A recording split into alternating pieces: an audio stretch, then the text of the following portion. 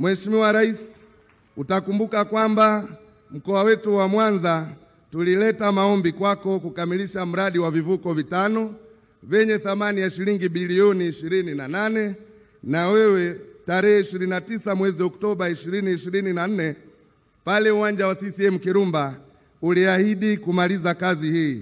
Nifurahi kusema tunakushukuru kwa niaba ya wananchi hawa, kwani ulitoa shilingi bilioni 5.6 kwa ajili ya ukamilishaji wa vivuko hivi muhimu sana.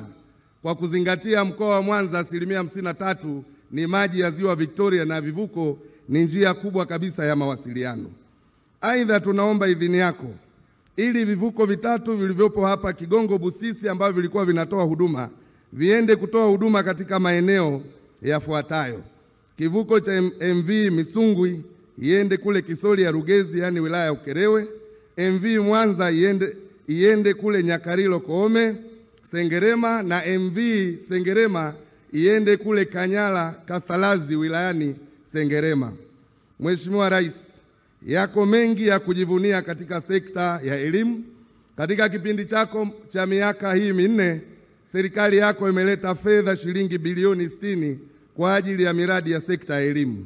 Lakini pia kwa ajili ya sekta ya afya, katika kipindi chako kifupi cha uongozi, mkoa wetu umepokea fedha shilingi bilioni 74 kwa ajili ya ukamilishaji uendelezaji wa miundombinu, vifaa tiba na masuala ya namna hiyo.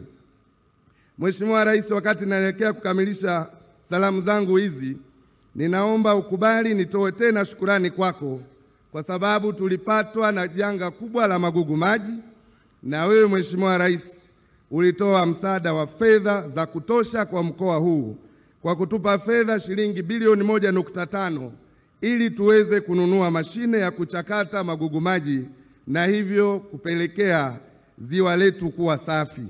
Nimshukuru sana Mheshimiwa Waziri Mkuu kwa kulisimamia jambo hili.